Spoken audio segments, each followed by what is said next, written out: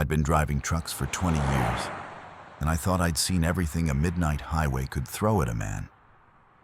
Until that night outside Montana, when the woman I picked up disappeared from the passenger seat without ever opening the door.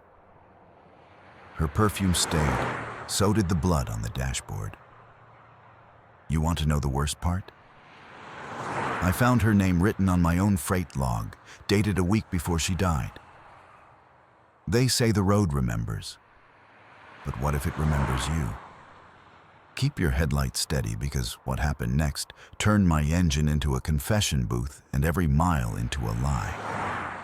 Hit that like button, subscribe, and buckle in. Because if you think this is just another ghost story, you're dead wrong. Stay with me, and I'll tell you what really happened out there on mile marker 237. I've been pulling nights on the interstate so long that darkness has its own geography. There's the pitch black over the high prairie where the sky is so open, it feels like a roof torn off. There's the kind of darkness in the Cascades that clings to the windshield like sap. And there's the winter dark across Montana where the wind scours the asphalt and the snow hangs like breath you can't quite catch. Tonight it was that last one. Interstate 90 eastbound past Bozeman. The kind of cold that makes Diesel cough like an old man and sets the stars to glittering like broken glass. The cab smelled like coffee that had given up, motor oil, and the tired leather of my seat. On the dash, a Polaroid of my daughter, Ava, all elbows and determined chin, was tucked behind the CB mic. I was running a light load of palletized paper from Seattle to Sioux Falls, nothing special. Only a schedule that wanted me in South Dakota before noon 2 days from now. A younger me would have sworn he could make it by morning. A smarter me knew better. I've been at this nearly 20 years. Long enough that my ex-wife, Lila, calls me a ghost with a fuel card. We were two people trying to share one life with the road, and the road won. We still talk, mostly about Ava, college applications, some choir trip she wants to fund with a bake sale. The phone sits on the passenger seat and stays quiet more than it rings. Tonight, it lay under a truck stop receipt and a packet of beef jerky I wasn't going to eat, but liked knowing I had.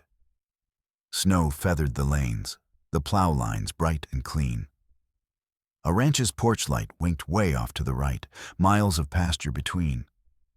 Somewhere behind me, west and fading, was a lit billboard a mile wide, promising the best chicken fried steak in Livingston. Out here, every promise is a mile long and half true. The road hummed. The radio hissed and mumbled low. AM weather out of Billings, talking about an Alberta clipper and wind chill numbers that sounded like medical advice. I kept it on for company while the GPS fed me its blank-faced confidence. Near a shuttered rest area, the wind died, which was stranger than a gust out of nowhere. It left the world a kind of cotton silence, and the steering wheel felt looser in my hands, like the truck was floating a fraction of an inch off the asphalt. I told myself I was imagining it. I do that more lately. It's either imagine or get swallowed. Mercer, you awake? The CB cracked softly. A voice like a match struck in the dark. I hadn't used my handle in years, but it comes with the job like calluses. I thumbed the talk button. Always awake, I said. That or asleep with my eyes open. Static fizzed, then nothing. Nothing is a kind of answer. I set the mic back and rolled my shoulder till it popped. Mile markers slid by, small green confessions. One number higher, one number closer to whatever comes next. That's when I saw her. She stood on the right shoulder by a broken fence, a slim figure in a long coat with a hood up against the cold. A backpack slung over one shoulder like a promise she could still keep. No flailing arms, no frantic flashlight, just still as a fence post and looking right at my windshield as if I had been late. I don't pick up riders. You learn early that a story can jump in your cab and never get out. And I've got more stories than bunks. But I eased off the accelerator anyway. Not a decision so much as a reflex.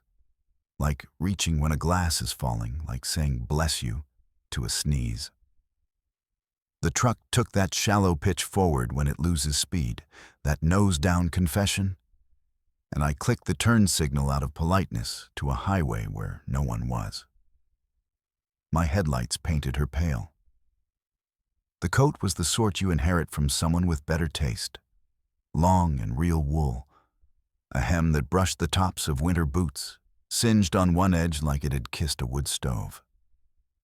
The backpack was canvas with a faded national park patch, Yellowstone maybe. She didn't step back. She didn't step forward. I stopped. You feel a big rig settle. Air hissing, brake shoes hugging, the chassis sighing like it has opinions. I cracked the passenger window. Cold slapped my teeth. "You need a ride?" I said. Her voice came flat and calm, the way people talk after they've already made up their minds. "Home," she said. "If you're going that way." "Which way's home?" I asked. "East," she said. And for a heartbeat, I heard nothing but the words loneliness. The rules are simple. You keep your wallet close and your mouth closer. You don't flash your route. And you let a person decide how much of their story they want to spend. I popped the latch, leaned across, and opened the door. "Climb in," I said. "It's warmer in the lie of it." She smiled at that, quick and small, like the idea of warmth had surprised her, and swung herself up with easy hands. The coat whispered. She sat careful, palms on knees, backpack at her feet. "Seatbelt," I said. "There are laws, but there are also habits that feel like laws." She pulled it across and clicked it. Her hair was tucked under the hood, a pale lock escaping near her temple. Eyes a gray-green you only really see where mountains meet water. She stared forward, as if the world were already moving and she was trying to catch up. "I'm Jack," I said, "because names are anchors." She said, "Marin." Marin. The name felt like a place that has wind in it. "Where in the east?" I asked as I put her back into motion. "Miles City? Spearfish? I can take you as far as Rapid City if you want to make a bus." "Home," she said again. Soft, as if the town had been renamed. Then, "You don't have to change anything. The road knows." "The road doesn't know much," I said. "It just keeps a record." She turned her head enough that I saw her profile, the line of cheek and chin that told on stubbornness. "That's knowing," she said. We rolled. The wipers whispered. The radio tried on a gospel station and then remembered it wasn't Sunday. I set the cruise a hair under legal and let the truck be heavy and honest. For a while, there was the comfort I get with a stranger, the way our silences braid without strangling. Now and then, her breath fogged the glass and left a small oval that vanished slowly, like a coin sinking. "You from around here?" I asked after a few miles. Because a question is a way to make sure someone is still with you. "Once," she said, "long time ago. There was a town off this stretch. Gas station with a neon arrow. A diner with a pie sign that spun when the wind behaved.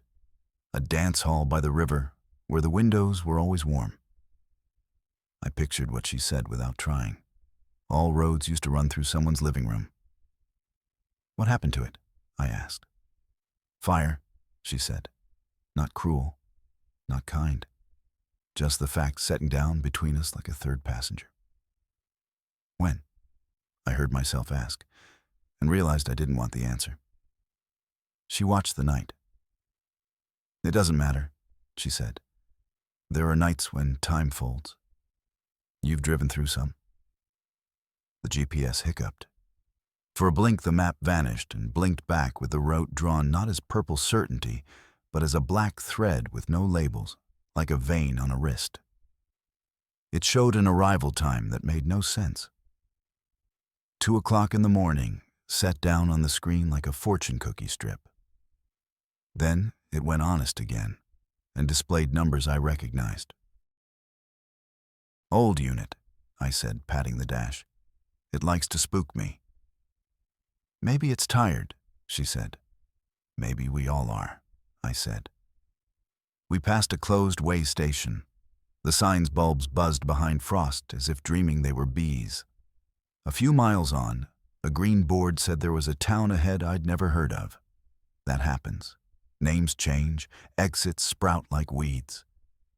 But this one was wrong in a way I could feel. It said, "Riverside, 3 miles." The font was too thin, like the state had run out of paint. "Riverside," I said, half to myself. "Huh." She said nothing, but her shoulders shifted beneath the coat, a small adjustment a body makes when it recognizes the furniture in a room you don't live in anymore.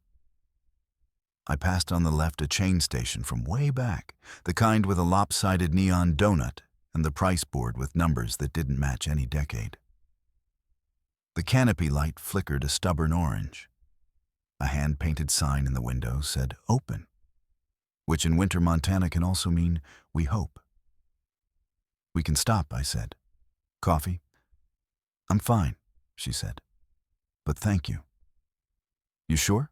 I said. My last cup tasted like a tire learned to sing. She laughed then, a clean, surprised sound that broke something pleasant open in my chest, and shook her head. "You go," she said. "I'll be here." "I won't be long," I said, "because you say that to people you don't want to come back and find gone." The parking lot was more ice than asphalt. I glided the rig onto the shoulder instead, hazards thudding their little orange heartbeat. Snow had gone to crystal grit that made the world look powdered. I zipped my jacket, stepped down into a silence that made the whole interstate feel like a church no one had told me about. Inside, the station was warm and smelled like overworked hot dogs and a mop that had seen years. A woman behind the counter was knitting with thick yarn the color of oatmeal. She glanced up, took me in with the speed of someone who has priced out every kind of night animal. "Coffee?" she said. "That obvious?" I asked, reaching for a cup. "It's after midnight," she said. "The only people buying windshield washer fluid and magazines at this hour are men avoiding their feelings and women avoiding those men." I smiled. "Just the coffee, no feelings." As the machine spat out something brown, the doorbell dinged on a gust of cold that nobody had opened. The clerk continued knitting, like she and the door had an understanding. "You been out there long?" she asked suddenly, eyes on her needles.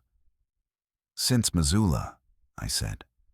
"Pulled out of Spokane before dinner." She nodded. "You see strange things between towns this time of year," she said. "I keep a list." "Must be a good list," I said. "It's short," she said. "Same things, different nights. Folks who look like they're waiting for someone and ends up being you." I put the lid on my cup and told myself my scalp wasn't tightening. "You get many hitchers out here?" I asked, too casually. "Not for years," she said. "Just stories. Woman in a long coat, sometimes with a pack, sometimes without. Folks say she stands by the old fence, mile marker you can't quite read. You pull over. Sometimes you don't." I slid a bill across the counter. "People talk," I said. "They do," she said. "They also drive into ditches chasing what they think they saw. Careful out there." "Always," I said. "My middle name." "Looks like a Jack to me," she said without a blink. And the way she said my name made me feel suddenly like someone had opened the door behind my ribs. When I got back to the truck, Marin was exactly where I'd left her.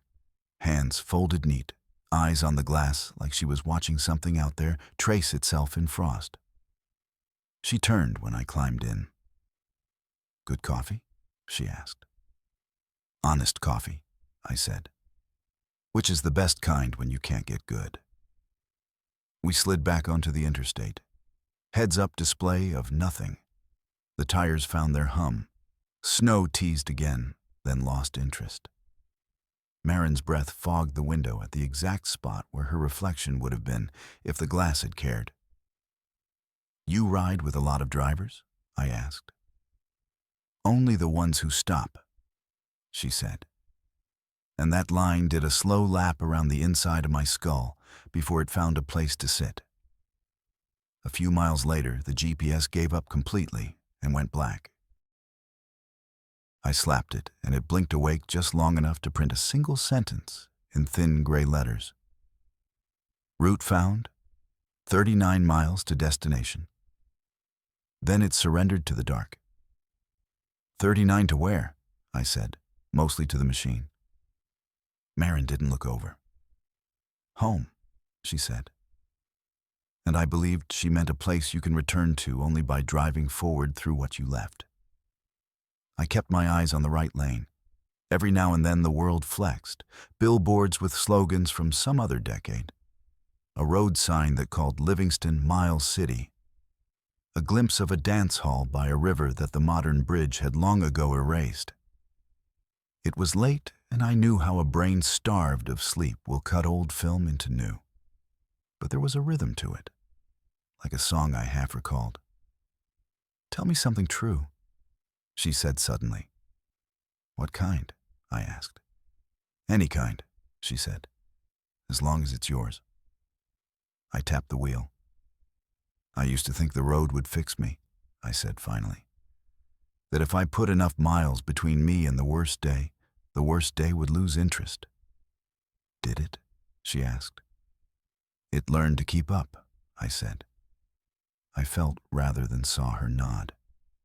Outside, the prairie opened and then folded back in like breath. A sign flickered past on the right, white letters on green that didn't quite glow right. "Riverside, 3 miles. Same thin font, same wrongness." I glanced at Marin. The set of her shoulders softened. "You all right?" I asked. "Yes," she said. "It's close." "What is?" She didn't answer. And in that silence, the truck and the road and the night felt like one animal with a slow, deep heartbeat. I could almost hear it. Thud, and another thud. The hazards I'd forgotten to click off tapping their patient pulse until I reached down and killed them. The darkness closed all the way in, the kind that lets you see only what's directly in front of you. There's a comfort in that sometimes. There's also a cliff. Somewhere behind her hood, Marin smiled at something I couldn't see. We passed a mile marker with no number. It was only when it was already behind us that I realized the green sign had been blank, as if the highway had left a space for a number it could not say. And then the wind came back all at once, shoving at the trailer like a big hand, and the truck leaned and straightened, and I remembered how to breathe again. "Still good," I said. "Still good," she said. We drove on, and the road kept its record. The coffee cooled in my hand, and the night made room for whatever was coming next. By the time we slipped off the interstate, the snow had downshifted to flurries, lazy as ash. The exit ramp was narrow and unlit, the kind you take because your hands decide ahead of you. The GPS stayed blank, a mutiny I could almost respect. Marin's posture changed, as if somebody had leaned a picture straight in a hall. She sat taller, her hands folding into themselves, like the way you brace for that first step into a house you grew up in and haven't seen in years. The sign at the foot of the ramp was a shade of green that didn't exist in any highway department's catalog. White letters, thin as thread, spelled Riverside. But no population, no county name, no directions to a visitor center that probably never was. An arrow pointed to the right, toward a two-lane blacktop that seemed more memory than asphalt. I turned the wheel and felt the big rig shiver, the way it does when you move it somewhere it wasn't built to go. "Not far," Marin said. Her voice was gentle, careful, like you use with a spooked horse. 2 miles, give or take. I did the translation automatically. A couple of miles, a handful of minutes, a little while, long enough to change your mind. The road ran along a dark cut of river. Willow branches showed as brushstrokes against snow, their tips tinkling now and then, where ice knotted them together. The water itself looked like moving metal. The truck's lights fell ahead in a wedge that made the world as narrow as a confession. We passed a weathered sign that would have said, "Slow, children," back when paint cost less than cents. Now it just chimed a single word. Slow. Some truths survive by slimming down. "You grew up here?" I said, not quite asking. "For a while," she said. Long enough to know the river's moods. Long enough to learn the one dance everybody pretended they didn't practice at home. "Which dance is that?" "The one where you pretend you're not leaving," she said. A handful of houses appeared as constellations of porch light ahead, modest and close to the road. These were the kind you build with a cousin, a case of nails, a borrowed book, and a prayer. A tire swing wore a skirt of snow. A mailbox leaned, cocked hip at the ditch as if listening for gossip. The first human thing we passed was a white dog standing bare-pawed on the porch of a double-wide, he's watching us with the seriousness reserved for undertakers and referees. He didn't bark. He didn't need to. "Strange the lights are on," I said. "Middle of the night." "People leave lamps," Marin said, "so it looks like they're still here. Or so they can find the way back if the dark turns them around." I thought about the Polaroid of my daughter on my dash. The way I sometimes keep the cab light on, even when I don't need it. Like some version of me might pull up alongside and need to recognize himself. You develop habits. Later, the habits confess your secrets. We rolled past the gas station she had mentioned, and for a breath I saw it not as it was, but as it must have been. Neon arrow buzzing, red and friendly, pointing at a row of pumps with real handles in chrome that took itself seriously. A glass case with donuts that should not have been edible, but absolutely were. 3 boys in jackets too thin for the weather-miming pool cues in the glow of a beer sign. The vision stuck and then slid, the way a postcard does when you tilt it and the picture changes. What stood there now was a low concrete pad Snow had been careful with. A frame of cinder block as sincere as bones, and a single upright freezer humming to no one. The neon arrow lay broken against the inside wall, as if someone had tried to prop it up to make the shadow look right. Marin's breath hitched once, a small sound of recognition that made the cab feel smaller. "They stacked tires there," she said softly. "A tower of them. I thought whoever made it must have been a giant who worked at night. I was a kid. I liked the idea." "You can keep liking it," I said. She smiled, and the smile was all map lines and detours. We turned past what had been a school and was now a rectangle of frost, where the weeds wrote cursive truths to one another under snow. On the far side of the river, the ghost of a corrugated shed offered a roof line the moon could lay its cheek on. I felt the truck's rear axles grumble at the uneven road and eased off. I know what I can ask of my rig. I also know what to leave to pickup trucks and borrowed tractors. "Where am I putting you?" I asked. "You got a house you can point at?" She didn't move. "The dance hall," she said finally. "By the river. There's a pull-off. If you angle the cab right, your lights can make the windows bright. Just for a bit. There was an ache in that request I recognized. Sometimes you don't want a thing back. You want the way it lit your face. We found the place by listening. Not for music, though in some recess of the night I heard a thump that might have been bass. Might have been my heart misremembering its purpose. We listened for the way empty holds a building, how it becomes a hollow, a missing tooth your tongue can't stop finding. The hall stood with its shoulders hunched against the river wind, a long rectangle of clapboard and stubbornness. Windows boarded in pairs like closed eyes. The sign above the door, once black cursive on white, had weathered to a script the siding read, but I could not. A banner hung in tatters, and I had the unhelpful feeling it had always hung in tatters, even new. I brought the rig around and set her where Marin had asked, lights casting a gold trapezoid across the boards. For a second, and maybe it was more, the windows were not boarded. They were bright. People moved behind them. Shadows in hats, a line of arms raising in time, a child skipping between knees that belonged to dancers who knew better than to step on her. I blinked, and the boards came back with a thunk of knowing too much. "Looks good," I said, because a truth can be a kindness or a cruelty depending on which way you tilt it. "Looks right," Marin said. She stared as if she were dressing the building in its remembered coat. "My mother taught Thursdays here. Waltz basics. Then line dancing later when times got funny."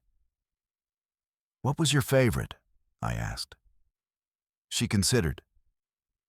"The part at the end," she said, "when the lights came up and everybody pretended they weren't out of breath. The air was hot and smelled like wood, and someone would always have brought pie in a foil pan. It tasted like a promise you could eat." "Pie that spins when the wind behaves," I said. That got a laugh out of her, quick as a chime. "The sign," she said. "It used to squeal. I thought it was haunted. Turns out it just needed grease." We sat like that. Two people in a truck shining borrowed light at an old room, long enough for the heater to dial down and the windshield to begin a lace of frost around the edges. The river kept up a quiet conversation with its banks, the way people on good terms do. I felt the weight of the trailer, the way the tractor breathed, a living animal at rest. Somewhere a fox screamed like a person and then thought better of it. "Why did you leave?" I asked, gently as I knew how. "Because leaving is the town's secret hobby," she said. But there was no sting in it. "Because the mill closed. Because a boy promised a city and I wanted to see if he owned it. Because sometimes the river tells you the truth and you mistake it for a dare." "Did you come back?" I said. "I did not," she said. "Not in a way that landed." Then, after a beat that lengthened and softened, "Until tonight." I nodded. "You said fire," I reminded. "What burned?" "Everything that had the nerve to catch," she said. "It started with a spark that didn't mean anything at all. Someone left a space heater near the varnish room after a winter dance. It was a Friday. It was snowing like feathers, and everybody wanted to believe in luck. I pictured the way varnish smells, the way it moves like honey and catches light as if it wants to be permanent. "Were you here?" "I had already gone," she said. "That boy in his city. I heard about it on a payphone that ate my quarters. My mother said the fire figured out a way to be everywhere at once, like water. The river helped in the way it could, which is to say not much. After that, Riverside started to become a story." "Whose?" I asked. "Whoever told it," she said. "And whoever kept telling it." We watched our lights on the boards until my eyes watered, as if I had been staring at something bright. Marin reached for her pack then, unzipped it, and drew out a small jar. It was one of those squat mason ones with a lid that looks like it expects pickles. Inside, a bloom of ash rose to my beam. She held it cradled and careful in her lap. "My mother," she said simply. The cab breathed once, twice. A heater ticked. Somewhere in me, a door opened and let weather in. "We can scatter them," I said, and my voice came out steadier than I felt.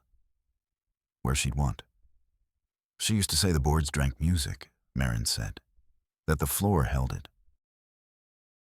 If you set your ear down, you could hear every step you'd ever danced."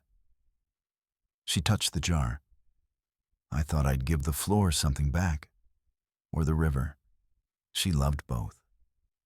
But I didn't want to come alone. Why me? It left my mouth before I could dress it up. Her eyes stayed on the hall. "You stopped," she said. "Once you stop, you're part of the story whether you like it or not." "That's a trick answer," I said, trying on a smile that fit. "It's true, though," she said. We climbed down together. The cold found my ankles like it had memorized me. Snow squeaked under our boots, the kind of squeak you only get when it's honest below zero, which I translated immediately because my skin knows numbers the way farmers know sky. Marin moved with that calm grace some people keep for emergencies and goodbyes. The river talked louder this close, not rushing so much as narrating. We stepped to the edge where grass had curled and frozen into a collection of commas. "Here," she said, and knelt. I stood back, plastic bottle of wiper fluid in one hand like a lantern, as if my being there made a shape around her that could hold. She unscrewed the lid, and the smell that rose was not death, but wood smoke, old and kind. She tilted the jar, and a gray stream fell. The wind took some toward the water, let some settle on the boards of the hall's lowest step, dusting it like a new kind of frost. Marin's face was bare to the cold, the skin there flushed and sparked. She whispered something I didn't catch, and also knew I wasn't meant to. When the jar was empty, she held it upside down a long beat, as if she were listening for a last word. Then she capped it and stood. No tears. Or perhaps tears that had made a deal with the weather and stayed where they were. "You want a minute?" I asked. "I've had years of minutes," she said softly. "I think I'm ready to drive." We climbed back in the cab and sat with the engine idling, heaters turning the air from needle to wool. For a slow stretch, neither of us spoke. Then I saw it, the smallest thing. On the passenger window where her breath had bloomed earlier, a patch cleared from the inside without either of us touching it, a circle of glass going clean as if made with a thumb. Behind that clear coin, in the dark reflected world, the dance hall's boards looked less like a barricade and more like shutters that could come open if you had the right song. "Did you see?" I began. "Yes," she said. "It always does that once." "What does it mean?" "It means we were on time," she said. And something in me sat down with relief. Back on the 2-lane, the rig found her rhythm. The green sign for Riverside faced us going out, and for an odd second there were numbers under the name, a population count I could not read. Not because the snow hid it, but because the numbers had chosen letters. Then the sign was ordinary again, and the night stored its tricks away. At the on-ramp, I paused. The interstate hummed in both directions like a choice. East would take me toward my delivery, toward dawn in South Dakota and coffee that can pass for courage. West would undo the last hour, wheel by wheel, give me a chance to pretend I had dreamed a town and a woman with a jar. Marin watched me with that patient half-smile people wear when they're sure you'll do what you already decided. "East," she said. Not a command and not a plea. "East," I agreed. and eased us up. The truck joined the highway with the satisfaction of a train making its platform. The GPS woke like a contrite child and offered me a route in good clean purple, as if it had not taken a nap while I visited a place it could not spell. We rolled, miles beginning to stitch themselves back into their uniform the way soldiers do when the parade gets serious. Marin shifted, loosening into the seat. There was color back in her face. The guarded kind you get after a storm has passed through and counted you. I reached for the radio and found a station out of somewhere that played a song that leaned on 3 chords like they were fence posts. It was not gospel night, but it was close. After a while, she said, "You have someone waiting?" "Depends on what waiting means," I said. "My daughter waits the way sunlight waits. My ex-wife waits the way a judge waits to see if you learned anything." "Your daughter," she said, as if setting the word carefully on the dash. "What's her name?" "Ava," I said, because names are bridges you can cross twice. She sings almost on purpose, like breathing. Wants a future you can hear from the hallway. "She'll get it," Marin said. "You'll help." "I'm trying," I said. "The road teaches you the difference between movement and progress. Some days I pass the test."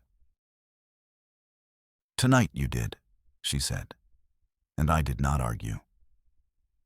The interstate leveled like a long sentence finding its period. The sign for the next town appeared in honest reflector green, the font stout, the numbers where numbers belong. I felt that private easing truckers do when something stubborn slides back into place. But the night had not finished with me. Up ahead, at the shoulder, where only snow should have been, a figure stood again by a broken fence. Long coat, hood up, backpack hanging from one shoulder like a dare. I checked the mirrors, blinked twice, and tightened my hands on the wheel. Beside me, Marin looked forward, her face opening to something like recognition, something like relief. "It's all right," she said, as if reading the small thought that tried to stand up behind my eyes. Some stories have more than one verse. I slowed without deciding to. The cab made its soft breathing sounds. The road leaned, and the figure stepped into my lights. She was not Marin. She was someone else entirely, and yet she wore a family resemblance to the night's work. A person out of place who had chosen exactly where to stand. I began. "You're not done," Marin said, with a gentleness that put my doubt to bed. "We're not done. Not yet." I pulled onto the shoulder, hazard lights ticking out their patient orange heartbeat. The wind settled, and for the second time in one night, I reached across and opened the passenger door, letting cold and possibility in. The woman standing by the fence couldn't have been older than 20. The snow dusted her like powdered sugar, and in the sharp beam of my headlights, the red scarf around her neck glowed almost too bright for the night. She didn't flinch at the roar of the diesel or the squeal of my brakes. She just stood there, calm and waiting, the way people do when they already know the car that will stop for them. Marin watched her closely, but didn't speak. Her hand rested on the door handle, as if she knew something about what would happen next, but wasn't going to interfere. The girl stepped forward, her boots crunching softly in the shoulder ice. "You headed east?" she asked, voice steady and low. Her accent was faintly southern, softened by miles and cold. "I am," I said. "Far as Sioux Falls." She nodded once. "That'll do." It's strange how easy it is to make space for a stranger. You don't think about danger or headlines or the weight of the world. Out there in that endless dark, decency is muscle memory. I reached over, popped the door open, and said, "Hop in."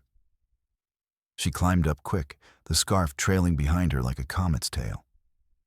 The cab filled with the cold she brought in and something else. Something faint, like cedar and smoke. She smiled, small and polite, the way waitresses do when they don't want to tell you they've had a long shift. "I'm Jack," I said, out of habit. "Lena," she replied, tugging the scarf loose. "Thanks for stopping." "No trouble," I said. "Not much else to do but drive." Her eyes flicked toward Marin then. Just a glance, quick as a pulse. "You headed far?" Lena asked her. Marin smiled faintly. "Home," she said. "Still." Lena nodded like she understood perfectly. She folded her hands in her lap and stared out the windshield. I put the truck in gear, and the three of us eased back into the black ribbon of highway. For a while, no one spoke. The tires hummed. The CB sputtered static and half-sentences from ghosts of truckers long out of range. I sipped what was left of my coffee. Cold, thin, but at least it gave my hands something to do. The snow turned to sleet, the kind that streaks sideways, sharp enough to scratch your thoughts. "So," I said, just to cut the quiet, "what brings you out here this time of night?" Lena hesitated, tracing a fingertip through the fog on her window. "Trying to get back to my brother," she said finally. "He's sick, hospital in Rapid City." "That's a long way to thumb it," I said. She shrugged. "Sometimes it's the only way." Marin shifted slightly in her seat. "Family's worth the miles," she said, almost to herself. Lena turned toward her. "You got family waiting?" "I did," Marin said softly. "In a way, I still do." Lena nodded, the way people nod when they're not sure what else to say. Then she went quiet again. The only sound was the steady breath of the heater and the soft whine of the engine climbing a grade. Outside, the land rose and fell in low, snow-covered swells. You can't see much in the dark plains, but you can feel them. The way the truck leans slightly to one side, the way the horizon breathes. There's an intimacy to driving through emptiness. It starts to talk to you if you let it. At mile marker 48, if the crooked, half-buried sign could be trusted, Lena spoke again. "This road used to run right past our place," she said. "We had a mailbox shaped like a fish. My dad built it, said it'd keep the bills from finding us." Marin smiled, eyes still forward. "Did it work?" Lena's smile ghosted back. "For a while." The CB popped suddenly, startling us all. A man's voice cut through the static, thin, ragged, desperate. "Breaker, anyone eastbound? Watch your lanes past Riverside. Black ice and a jackknife near mile marker 51. Then static swallowed him whole again. I reached for the mic. "Copy that. This is eastbound out of 47. You got a name?" "Nothing, just wind." Marin turned toward me, her expression unreadable. 51, she said quietly. "That's near where the bridge used to be." "What bridge?" I asked. "The one that burned," she said. The sleet thickened into snow again, sudden and soft, a curtain closing between us and the rest of the world. The headlights turned into twin tunnels through it, narrow and uncertain. The road began to shine in patches, a bad sign, the kind that whispers about ice before it introduces itself. Lena leaned forward, squinting. "You see that?" Up ahead, faint in the snowfall, a shimmer lay across the blacktop. It wasn't the normal glint of frozen water. It had depth, a pulse. It looked like heat mirage in the middle of winter, something that should have been impossible. I eased off the gas, downshifted. The engine grumbled. Marin's hand rested lightly on the dashboard. "Slow," she murmured. "Not for the ice." "What then?" "The memory," she said. "Sometimes the road remembers too much." Lena's fingers gripped the seatbelt. What does that mean? But Marin didn't answer. She was staring through the windshield like someone looking at a photograph that hurts to see. The shimmer grew stronger, and then, just like that, it resolved into something real. A flicker of orange light ahead, the stuttering flash of hazard beacons, and the unmistakable outline of a truck sprawled sideways across both lanes. A jackknife. The CB voice hadn't lied. "Hold tight," I said, and eased us to the shoulder. The wreck was ugly. The trailer had folded like a paper crane, tractor nose buried in the median snowbank. The driver's door hung open, rocking gently in the wind. No movement inside. Just the red blink of taillights, steady as a heartbeat on a monitor. I set the parking brake and reached for my flashlight. "Stay here," I said. "I'll check it out." "I'm coming," Marin said before I could argue. Lena hesitated, then unbuckled too. Outside, the air hit like broken glass. I pulled my collar up, crunched across the ice toward the wreck. Snow hissed around us, thick and deliberate.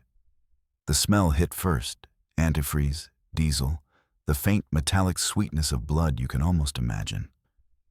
I swung the light up into the cab. Empty. Seatbelt cut clean through, no driver, no footprints leading away, just gone. "Maybe he went for help," Lena said, but her voice trembled. Marin stepped closer, eyes scanning the scene. "No," she said softly. "He didn't go anywhere." "What do you mean?" She pointed to the side of the cab, near the door. Half buried in snow, a glove stuck out, stiff and black, not empty. Inside it, a hand. I sucked in cold air and it burned all the way down. Jesus. Marin crouched and brushed away snow. The face beneath the wheel well was pale, frozen still, but the eyes were open, staring at nothing, and something about the set of the mouth was wrong. Peaceful, almost. Lena made a small sound and turned away. I clicked the flashlight off. "We should call this in." Marin didn't move. "There's no service here." I checked my phone. Dead signal, just like she said. "Then we flag someone," I said. "Another rig will come through soon." But when I turned, the highway behind us was empty. No lights, no sound, just snow and dark stretching back forever. "Jack," Marin said quietly. "Look." The hazard lights on the wreck flickered once, twice, then went out. The world dropped into blackness so sudden it felt like a held breath. And in that silence, from somewhere near the river, a sound rose. A long, low note like steel bending, or a door opening very far away. Lena grabbed my arm. "What the hell was that?" Marin straightened, face pale in the snowlight. "The bridge," she whispered. "It's remembering." "What bridge?" She turned toward me, and for the first time since I'd met her, she looked afraid. "The one that burned," she said again. "The one I was supposed to die on." Before I could speak, a light flared in the distance, pale, wavering, like fire through mist. It shimmered along the riverbank, not steady like headlights, but moving, alive.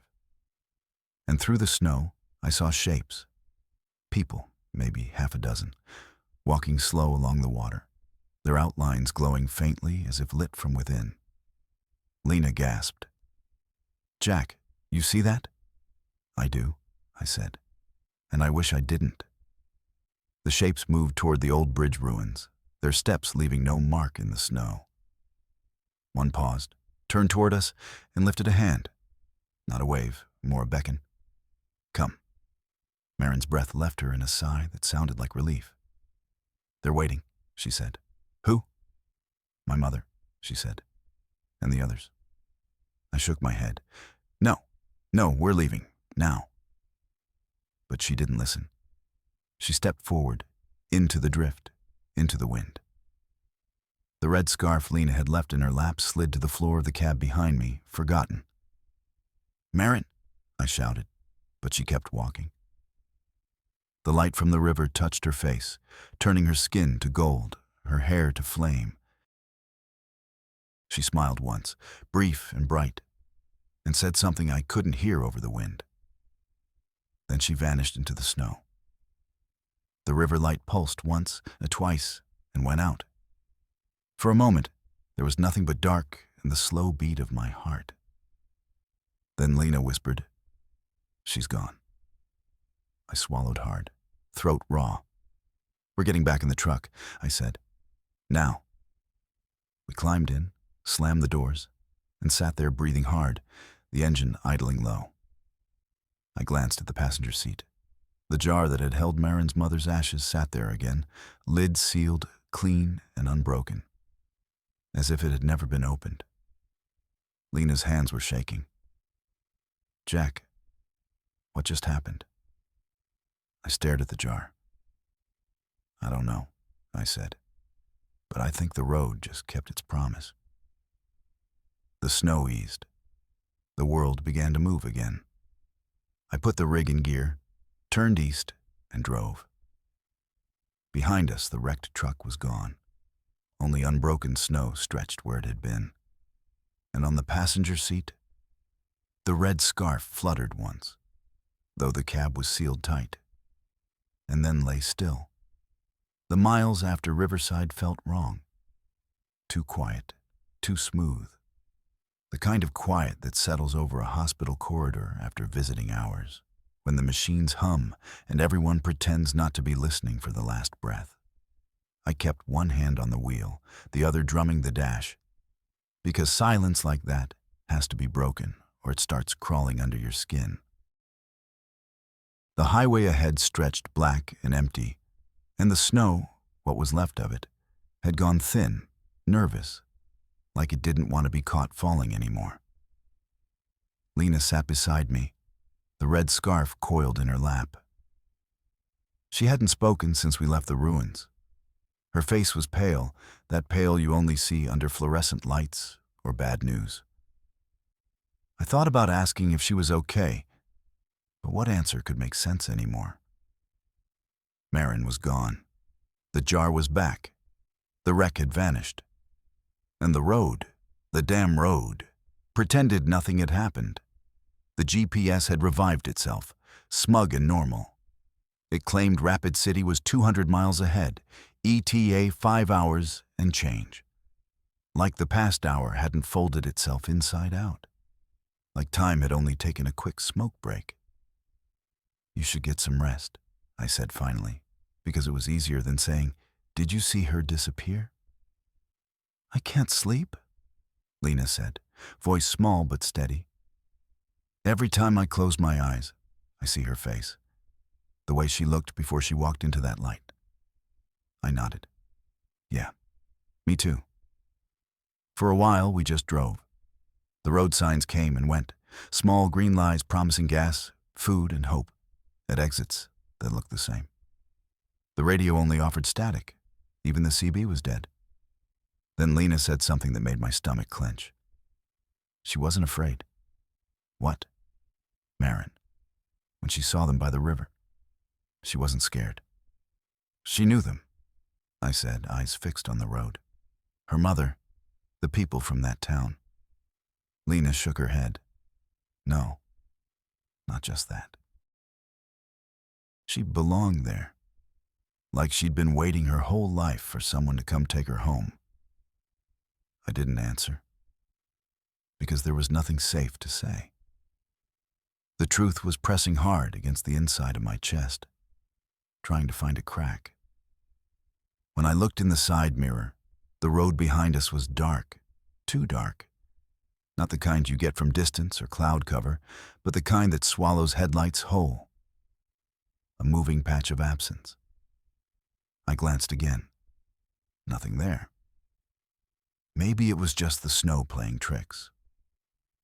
The clock on the dash read 3:37 in the morning. I translated it out of reflex, 37 minutes past 3.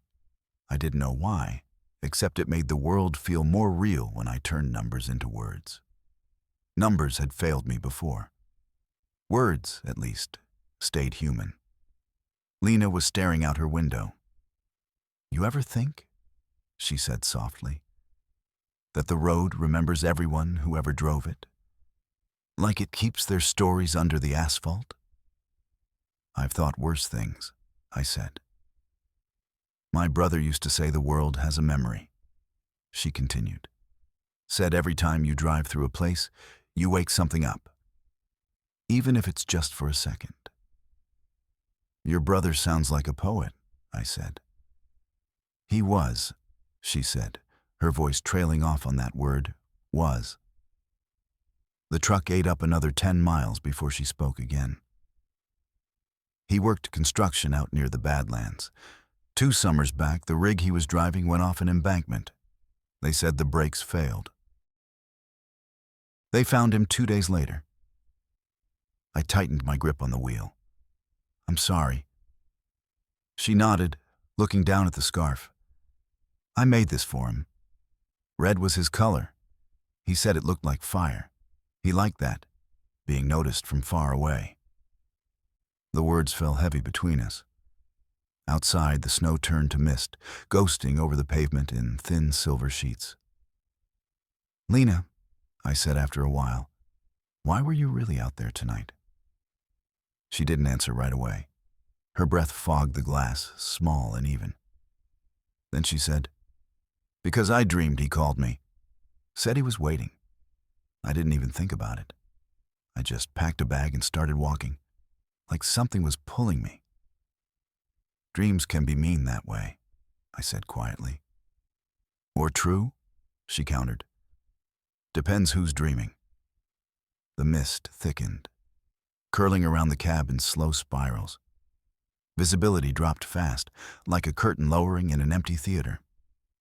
I flicked on the high beams, but the light just bounced back at us, pale and useless. That's when I heard it.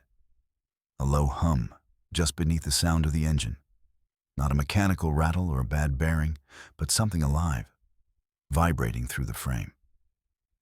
Lena sat up straighter. "You hear that?" I nodded. "Yeah. It's music." I listened harder. It was music, soft, old, half-forgotten. A waltz, maybe. The kind played in barns and dance halls long before jukeboxes took over. The air smelled faintly of smoke and varnish. "No," I whispered. "Not again." Lena turned toward me. "Jack, what is this?" Before I could answer, the headlights cut through the mist and hit something impossible. The outline of a building right in the middle of the road. Wooden, long, roof sagging under the weight of years. Its windows glowed faintly, orange and gold. It was the dance hall. But it couldn't be. We'd left Riverside 100 miles behind. I slammed the brakes. The rig skidded, tires screaming, momentum fighting gravity. The world tilted, then steadied. We stopped 10 feet short of the building's porch steps. Lena stared through the glass, eyes wide. "Jack, it's her." I followed her gaze. Marin stood in the doorway, framed by light, smiling. Only this time, her coat was gone. She wore a pale dress that shimmered faintly, the kind you'd wear to a Sunday dance a lifetime ago. Behind her, shadowy figures moved to music we couldn't quite hear. The same old waltz, looping slow and sweet. Marin raised her hand, not to wave, not to beckon, but to thank. Her lips formed the words, and I didn't need to hear them to know what they were. "Drive safe." The lights flickered. The building folded back into the mist like breath into glass, gone in a blink. The road ahead was empty again. Lena exhaled shakily. "Tell me that didn't happen." I put the truck in gear. "I can't," I said, "and that's the problem." She hugged her arms tight. "What if she's not gone? What if she's just waiting for the next driver?" "Then I hope he's kinder than I was," I said. The rest of the night blurred. Hours turned into stretches of silence and headlights. When dawn finally leaked across the horizon, thin and colorless, it felt like waking up after surgery. We crossed into South Dakota as the sun climbed, small and cold. The world looked almost normal again, which somehow made it worse. Lena had fallen asleep against the window, scarf draped over her shoulder like a flag surrendered.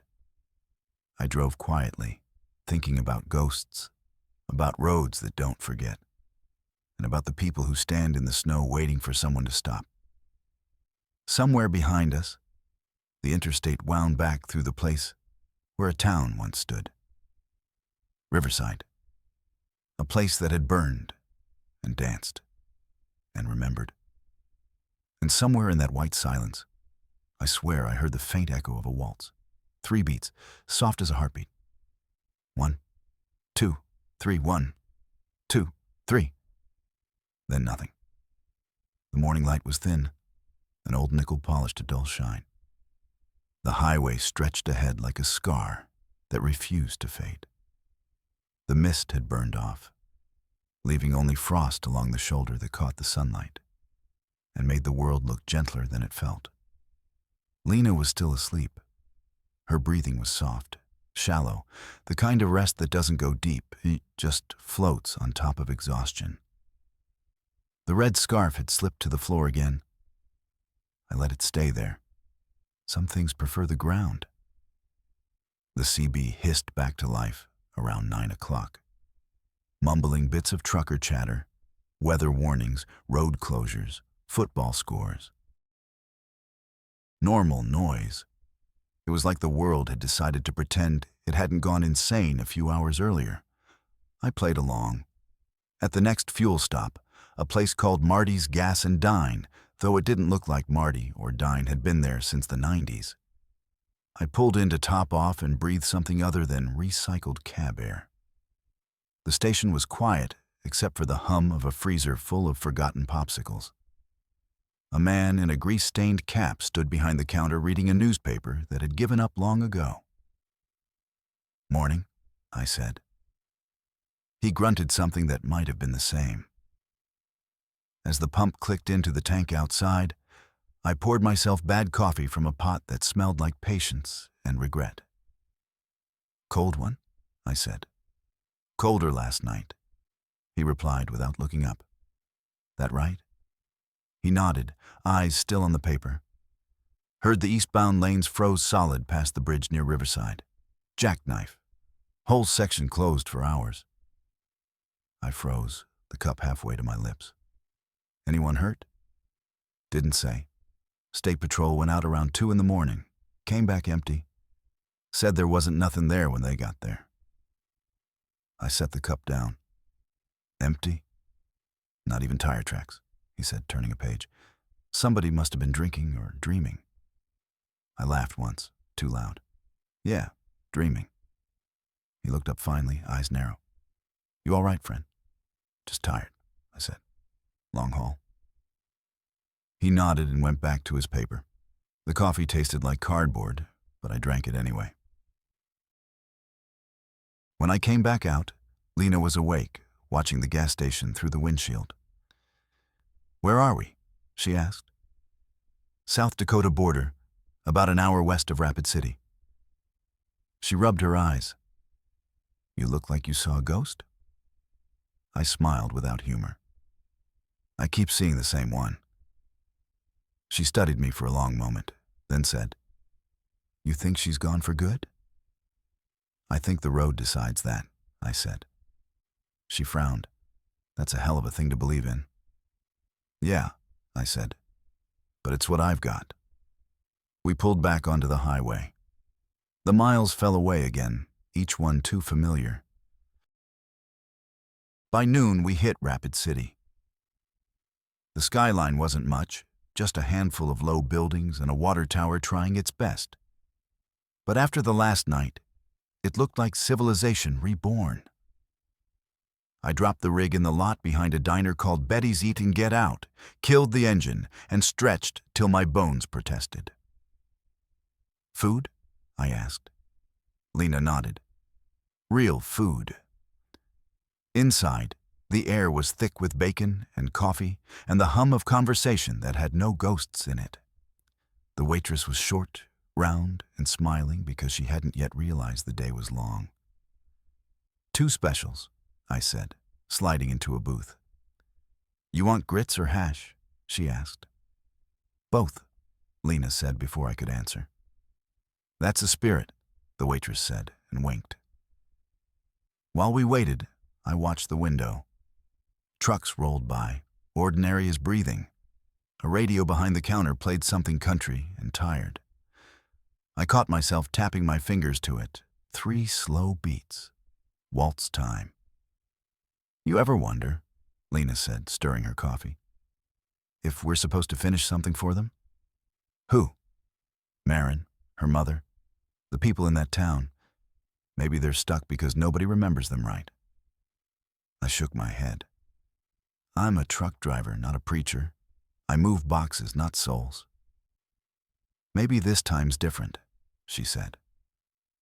The food came, eggs, bacon, toast that crackled when you bit it. It was perfect in the way only diner food at the edge of nowhere can be. For a few minutes, I almost forgot about Riverside. But then Lena froze, fork halfway to her mouth. "Jack," she whispered. "Look." I turned. A man had just come in, tall, bundled in a thick parka, snow still clinging to his boots. He walked straight to the counter, nodded to the waitress, and ordered coffee. When he turned slightly, I saw the side of his face. It was the man from the jackknife truck, the one I'd found under the snow. My stomach turned to ice. "That's not possible," I said. Lena's hand gripped mine. "Don't." He looked our way just then, eyes calm, distant. Recognition flickered, then faded. He smiled faintly, like at a private joke, took his cup, and sat by the window. The waitress asked him, "You headed far?" He shrugged. "Home," he said. That word again. It hit like a hammer in the ribs. Lena whispered, "He doesn't know." I nodded slowly. "Or he doesn't remember." For a long moment, none of us moved. Then he stood, left a bill on the counter, and walked out. Through the glass, I watched him cross the lot, his breath clouding in the air. When he reached the road, he turned east, on foot. "Jack," Lena said, "we can't just let him." "Let him what?" I snapped. "Walk into another story?" She flinched, then steadied herself. Maybe that's the point. Outside, the man was already gone. Just gone. Like he'd stepped off the edge of the day. We left money for the check and walked to the truck in silence. The sky had gone gray, the kind that doesn't mean rain or snow, just uncertainty. Back on the road, I kept seeing that man's calm face, the peace in it. I'd seen men dead, dying, drunk, and desperate, but never peaceful. That kind of peace doesn't belong to the living. "Jack?" "Yeah?" "If you hadn't stopped for Marin, do you think she'd still be standing there?" The question hung between us like fog. "Maybe," I said finally. "Maybe that's the curse. The waiting." She said, "Once you stop, you're part of the story," Lena murmured. Maybe she meant it literally. I didn't answer. I was thinking about all the times I'd stopped over the years. The faces, the hands, the small talk traded between miles. I'd thought I was being kind. Maybe I'd just been collecting ghosts. The sun slipped lower, a pale coin vanishing behind clouds. I was running on caffeine and fear now, neither of which travel well. As we crossed another bridge, the river below caught the last light and flashed. A quick, cold mirror. In it, for a heartbeat, I thought I saw movement. A figure standing by the water, coat blowing in the wind. Watching. I blinked. Gone. But the radio, silent since morning, crackled to life then. The same voice as before. The one that had warned me about the jackknife. "Breaker, eastbound. You there?" I grabbed the mic. "This is Jack Mercer. Go ahead." A pause. Static, then faint. "You made it past the bridge?" "Yeah," I said. "Who is this?" Another pause. Longer this time. Then, "Keep going, Jack. Don't stop again." "Who is this?" I repeated. The line hissed, popped, and went dead. Lena stared at me. What did they mean? I looked at the highway ahead, unspooling endlessly east. "I think," I said slowly, "it was advice." The red scarf shifted slightly on the seat, though the cab windows were closed tight. And for the first time, I wasn't sure if the road beneath us was taking us forward or back where we started. By the time dusk crept back over the plains, the world had taken on that tired orange hue it wears before giving up tonight. The horizon was smeared, the kind of light that makes even living things look like they're thinking about turning into memories. Lena had gone quiet again. She kept looking out the window like the road might spell something different if she stared hard enough. The red scarf was tied around her wrist now, a strange kind of talisman. The truck's engine hummed steady under us, faithful and unbothered, but I could feel a wrongness crawling up my spine. We'd driven hundreds of miles, and still the air in the cab smelled faintly of smoke and varnish, like the dance hall had hitched a ride. I needed to stop, not just for fuel. Something in me wanted ground that didn't move. The next sign offered salvation. Rest area, 1 mile. "Pit stop," I said. Lena nodded, wordless. The rest area was half buried in snow, its lamps buzzing sickly yellow. A vending machine flickered beside the bathrooms. The C in candy burned out, so it read like a confession. Andy. The wind had teeth again. Inside the restroom, the mirror was cracked right down the middle. And for a second, I swore the reflection on the left blinked slower than mine. I splashed cold water on my face anyway, because superstition's just cowardice pretending to be wisdom. When I came out, Lena was sitting on a picnic bench, scarf fluttering in the wind. The sky behind her had gone bruised, and the air felt electric, like right before thunder. "You okay?" I asked. She didn't answer right away. "There's something about this place," she said finally. "Yeah, it's depressing." She shook her head. "No, familiar." I frowned. "You've been here before?" "Not me," she said, almost whispering. "But someone has." Before I could reply, the vending machine behind her clunked to life. No one had touched it. It rattled, groaned, and then a single item dropped into the tray. A pack of cinnamon gum, the kind that smells like Christmas and regret. Lena stood, staring. "That's my brother's brand," she said softly. The words didn't sound like coincidence. I walked over, peered inside the machine. The rest of the slots were empty. Just that one pack sitting there like an invitation. I picked it up. "You sure?" She nodded. "He chewed it all the time.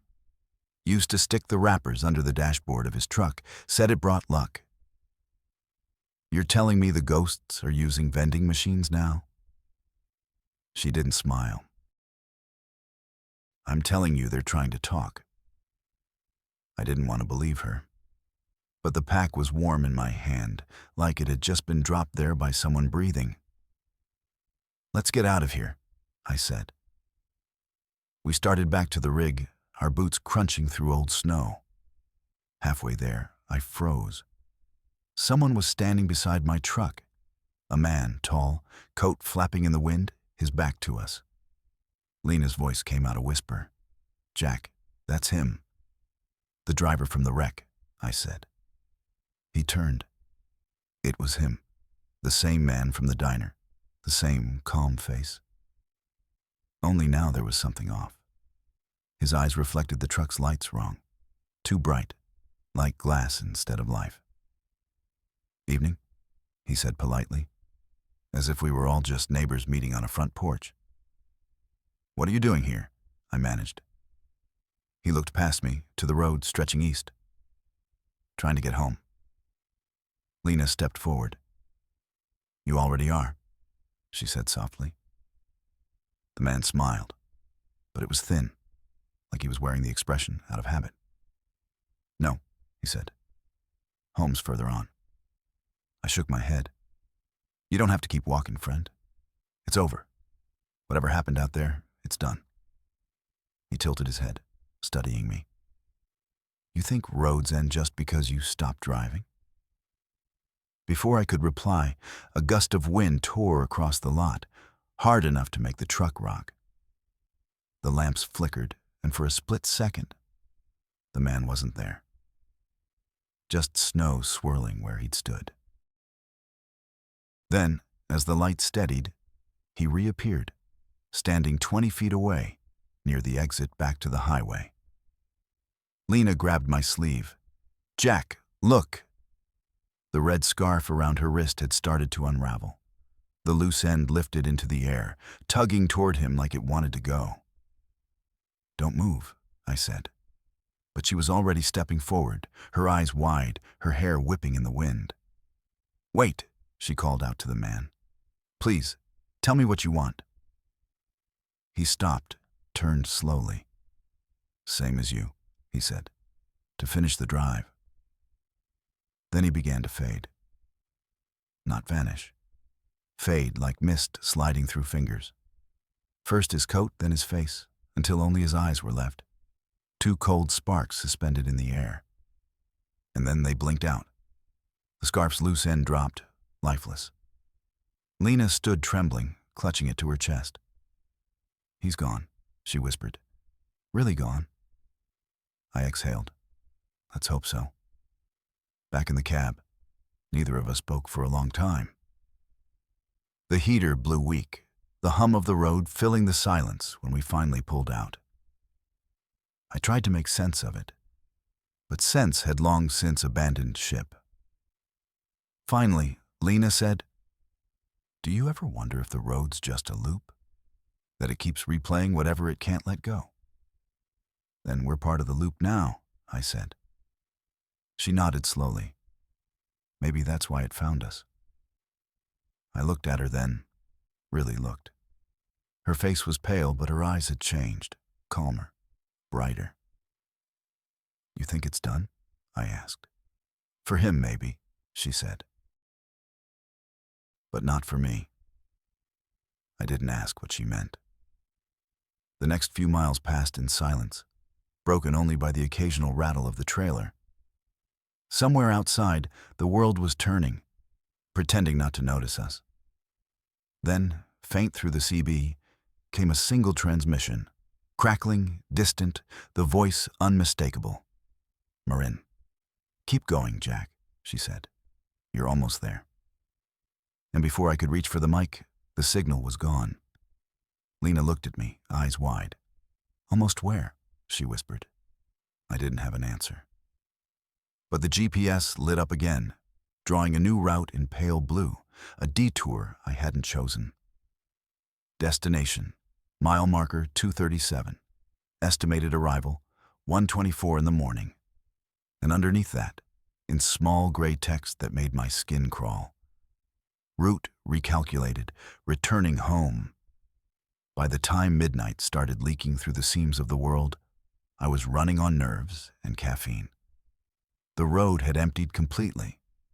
No trucks, no headlights in the rear view. Not even the low drone of tires on distant asphalt. Just us. Just the hum of the engine and the whisper of wind. The GPS glowed faintly on the dash, the new route pulsing blue like a heartbeat. Mile marker 237.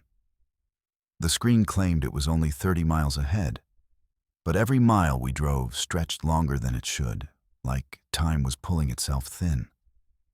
Lena sat close to the window, chin on her knees. The red scarf had come loose again, draped across her lap like a sleeping animal. She looked half here, half somewhere else. You ever been to this stretch? I asked.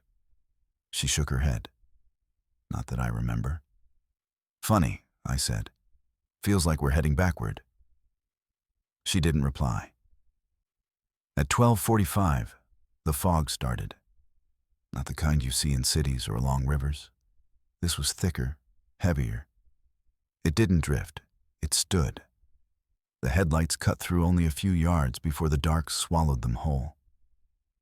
The white lines on the asphalt vanished, and for a few seconds, I drove blind. Jack. I see it, I said, tightening my grip on the wheel. The fog glowed faintly, pale gold, like it held light of its own. And then, as if the world had taken a deep breath, the air thinned just enough to reveal a shape up ahead, tall, curved, skeletal. A bridge, old, wooden, half collapsed. It wasn't on the map. This can't be right, I muttered. The GPS chimed politely, as if mocking me. Approaching destination. Mile marker 237. Lena sat up straighter, eyes wide. Jack, this is it. What's it? The bridge, she whispered. The one that burned. The words hit like a cold slap. I eased the truck to a stop, the air brakes sighing in the stillness. The fog coiled around us, thick as smoke. The bridge loomed ahead, its planks blackened, warped, the rails melted and twisted. And beyond it, the faint shimmer of the river, moving slow under the moon. Lena's hand trembled against the glass. She said she was supposed to die here, she murmured. Marin. I killed the headlights. The darkness came down like a curtain. For a moment, the only light came from the dashboard glow. Then, out of the fog, another faint radiance began. Soft, flickering, like lanterns carried by unseen hands. Figures emerged one by one, men, women, children. They walked silently toward the bridge, faces pale, edges blurred by mist. Not quite solid, not quite gone. Lena gripped my arm. Do you see them? Yeah, I said. My throat felt tight. I see them. The figures reached the bridge and stopped. One by one, they looked our way. Then a woman stepped forward. Tall, hair loose, dress pale as frost. Marin. Her eyes met mine through the windshield, steady, calm. She lifted a hand and pointed to the river below. Jack, Lena whispered. I think she wants you to go with her. I shook my head. No, not this time. The radio crackled then, sudden and sharp. Marin's voice, clear and soft. The road keeps what's unfinished. You brought her back. Now she needs to finish it too. Lena's fingers dug into my sleeve. What does she mean? I looked at her, really looked. The pallor of her skin, the way her breath barely fogged the window, the way her reflection didn't quite match her movements. Lena, I said quietly, when did you say your brother died? She blinked, confused. 2 summers ago. And where? Near the Badlands, she said. Truck went off a bridge. My stomach turned to lead. Which bridge? She hesitated, the word catching in her throat. They called it Riverside Crossing. I felt the cab tilt slightly, as if the ground beneath us had remembered something it shouldn't. You never made it to him, I said softly. Did you? Lena's lips parted, but no sound came out. She looked down at her hands, pale, still too still, and then at the red scarf on her lap. It was fading, the color draining out, thread by thread. Her voice came small, childlike. I was walking that night. A storm hit. A truck tried to stop, lost control. She looked up at me. Your truck, Jack. The world went still. Even the engine seemed to hold its breath. She was crying now, though no tears fell. You didn't see me. I was on the shoulder. You never saw me. I couldn't breathe. No. She nodded slowly. I think I've been waiting for you to come back. Outside, the figures on the bridge began to move again. Marin stood among them, smiling, not cruelly, not sadly, but with the kind of understanding that comes only after everything else has burned away. "Go," she said, her voice floating through the static of the CB. "It's time." Lena reached for the door handle. "Wait," I said. "You don't have to." But she looked at me then, and I understood that this wasn't a choice. Not for her. Not for me. "Thank you," she said softly, "for stopping this time." The door opened. Cold air flooded in, sharp and metallic. She stepped out into the fog, red scarf trailing behind her like flame. The figures parted to let her pass. She joined Marin at the center of the bridge. For a moment, both turned back toward me. Then the fog folded over them, gentle as a blanket. When it cleared, the bridge was empty. The radio hissed once, twice, and went silent. I sat there for a long time, staring at the space where the world had changed. The red scarf was gone. The GPS screen blinked and reset itself, the route erasing, recalculating. Destination reached. "Thank you for driving with us." The voice was mechanical, harmless. Still, it made my skin crawl. I started the truck. The engine growled like it had been holding its breath, too. The clock read 1:24 in the morning, same as the ETA had promised. I drove on, alone this time. The road behind me swallowed its own tracks. Ahead, dawn waited somewhere unseen, patient and quiet. For the first time in a long while, the silence felt like peace.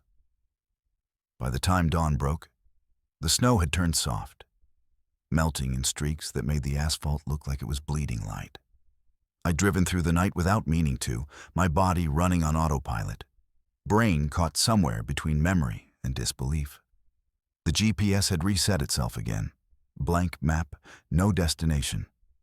It just sat there blinking its polite little waiting symbol, as if the world didn't have anything left to tell me where to go. I wasn't sure I needed it anymore. I'd lost 2 passengers in 2 nights, one to fire, one to fog, and both somehow to me. A sane man would have parked the truck, called dispatch, and gone home. But I wasn't sure where home was anymore. I wasn't even sure the road led anywhere real. By 8 that morning, I reached a small town that didn't look familiar, though I must have passed it 100 times. It wasn't on the map either, but its welcome sign was fresh painted and proud. "Welcome to Graydon. The heart remembers." I pulled into the only diner, the kind of place where the neon buzzes just to remind you it's alive. The sign above the door said, "Evelyn's Place," and underneath, in smaller hand-painted letters, "Coffee strong enough to wake the dead." Seemed appropriate. Inside, it smelled like bacon grease and floor cleaner, the perfume of every roadside morning since the world invented trucks. A few locals nursed mugs, the kind of men who look carved from fence posts. Behind the counter, a woman in her 50s was refilling coffee like it was communion wine. "Morning," she said. "Grab any seat." I slid into a booth by the window.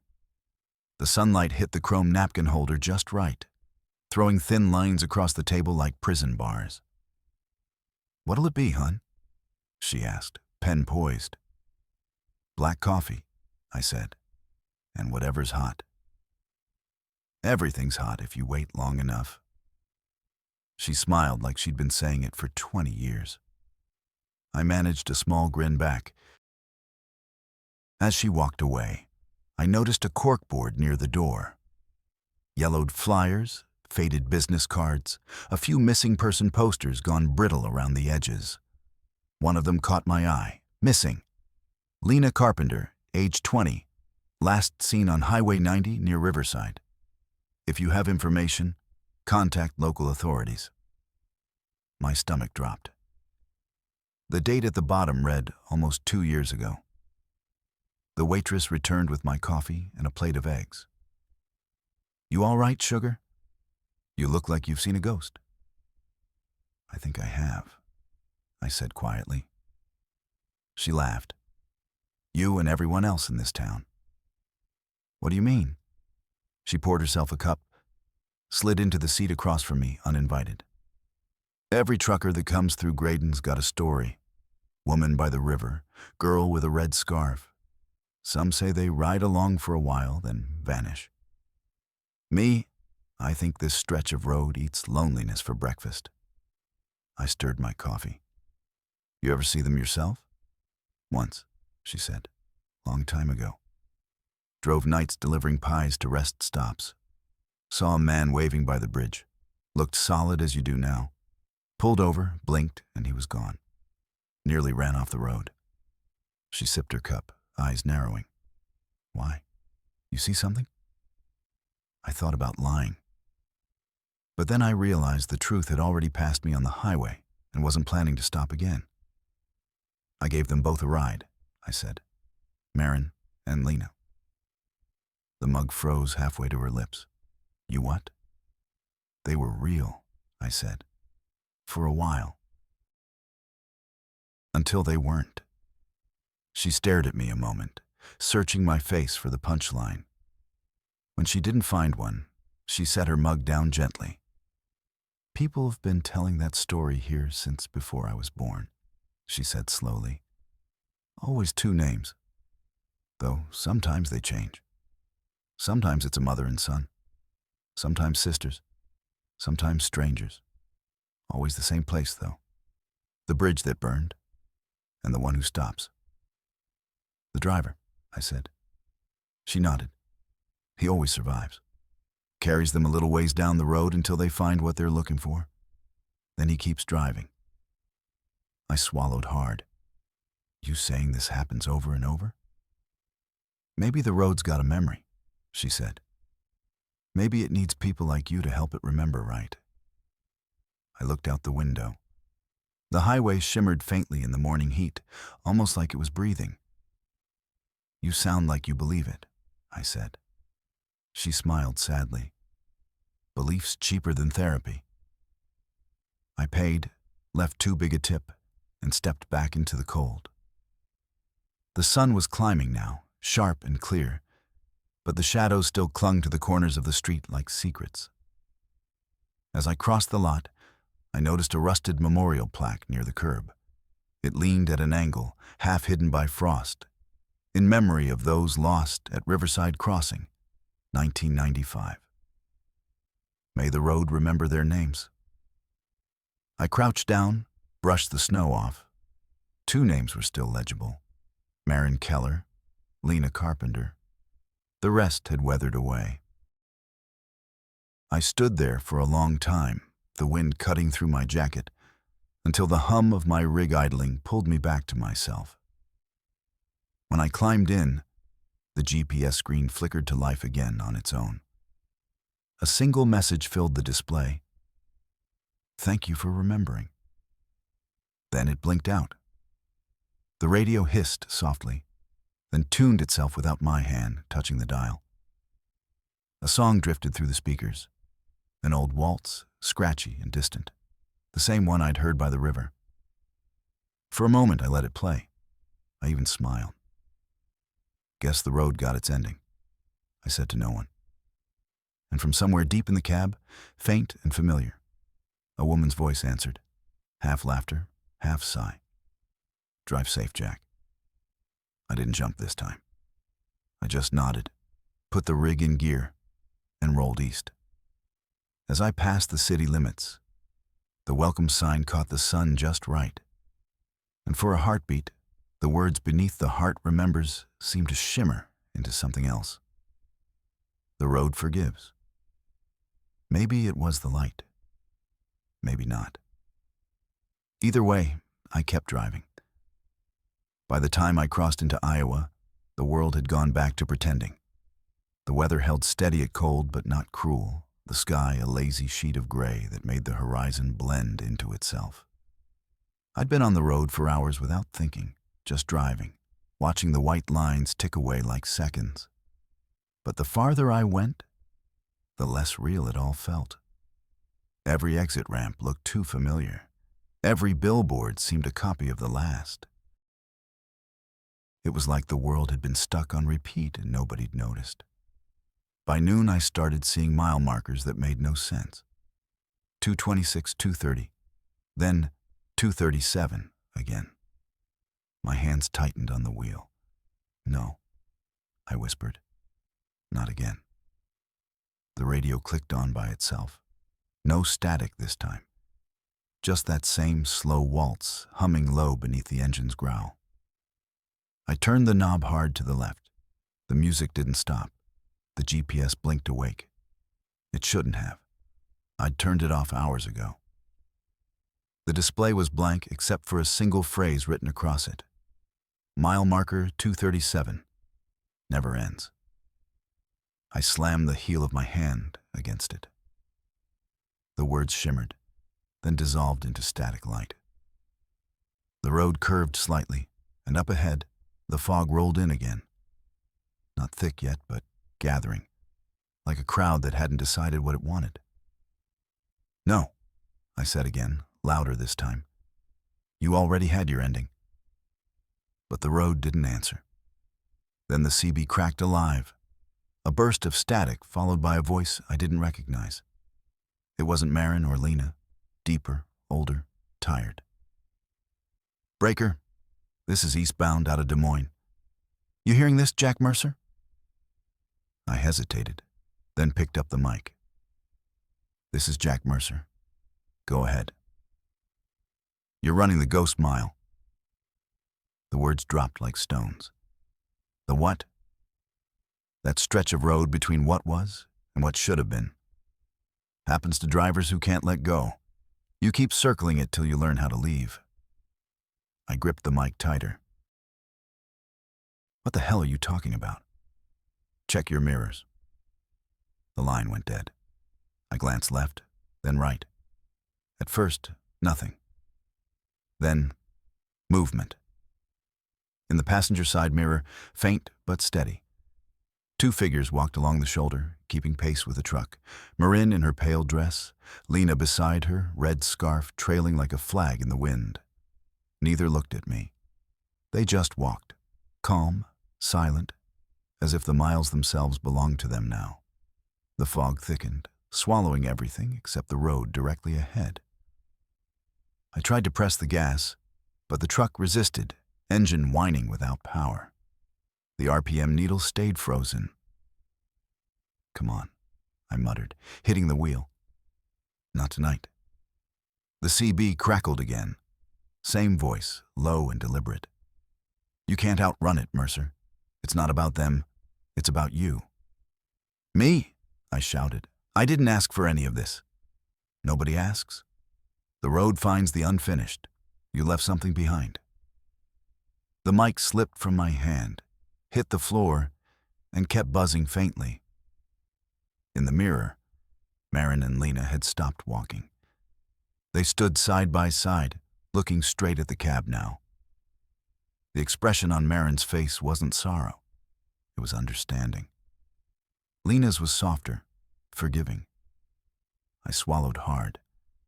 What do you want? Marin lifted her hand, pointed not forward but backward, behind me. The air in the cab changed, heavy, metallic, the kind of pressure that makes your ears ring. I looked over my shoulder and froze. The Polaroid of my daughter, Ava, was gone. In its place was a small square of paper, yellowed, edges singed. I picked it up with shaking fingers. It was a photo, but not mine. It showed a truck stopped on a snowy highway, headlights flaring, a girl standing by a fence, hand raised, waiting. My truck, my route, but no driver. Just the empty cab. The photo slipped from my hand and fell face down on the floor. When I looked back to the mirrors, Marin and Lena were gone. The fog broke apart, thinning like smoke after a fire. The road stretched ahead, empty, infinite, and painfully quiet. The radio clicked off on its own. The GPS blinked out. For a long while, I just drove in silence. No music, no ghosts, no memory. And then, faintly, from somewhere under the roar of the tires, a voice, a child's voice, whispered just loud enough to hear, "Daddy, come home." The wheel jerked under my hands. My throat closed up. Ava. The road tilted slightly to the right, a curve that didn't exist on any map. The headlights found a new stretch of asphalt, narrower, smoother. Ahead, through the trees, a faint light, warm, golden, alive. It wasn't the cold fire of Riverside. It wasn't the ghost glow of the bridge. It looked like morning.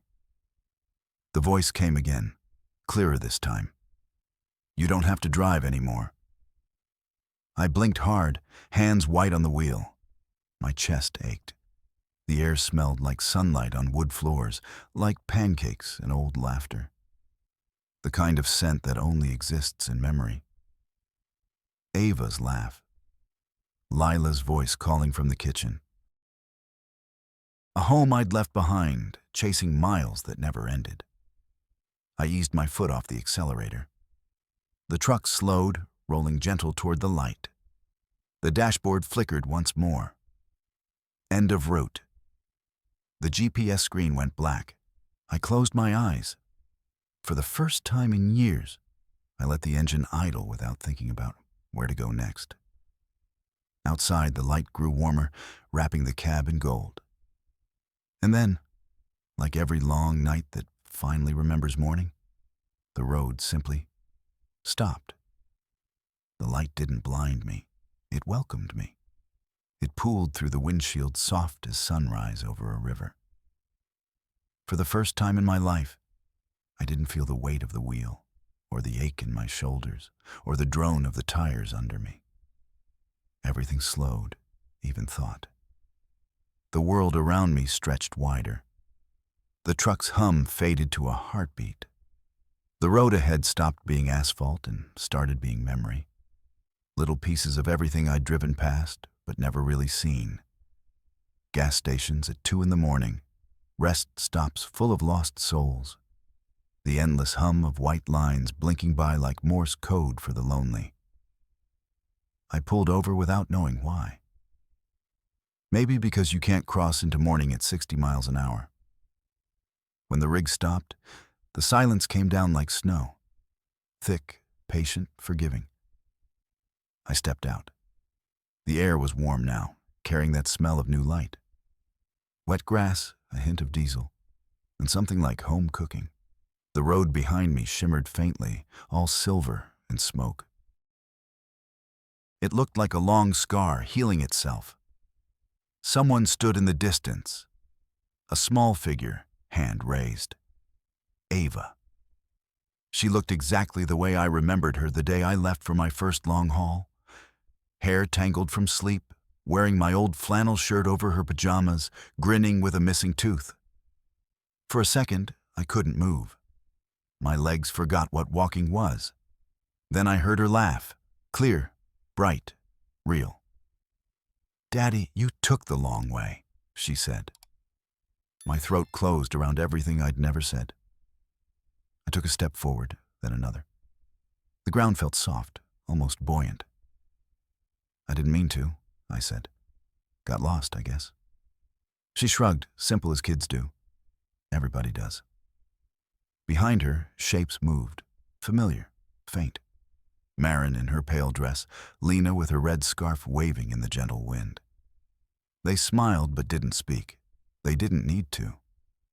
The air shimmered around them like a curtain of light waiting to be drawn. Ava tilted her head. "You can come home now." Home. That word had followed me like a shadow across every state line, whispered in every diner and fuel stop, hidden in every goodbye.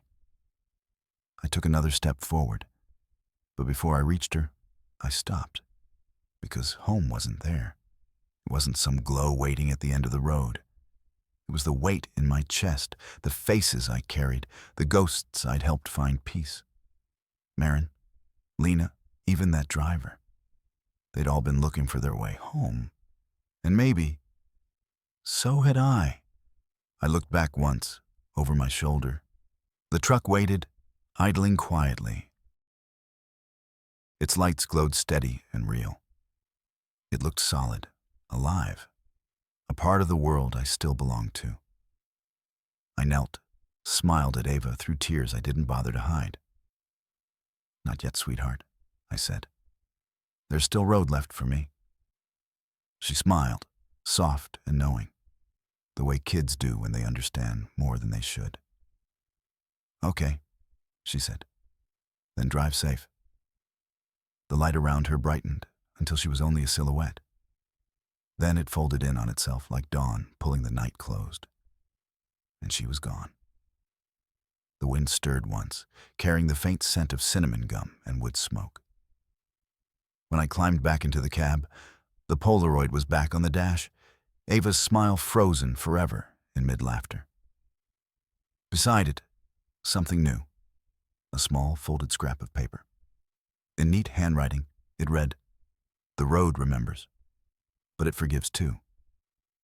I smiled, started the engine, and turned east. The highway stretched ahead, long and empty and beautiful. Not a ghost in sight, only the open country, the sunrise bleeding into the clouds, and the hum of a machine that still had miles to sing. For the first time in years, I wasn't running from anything. I was just driving home.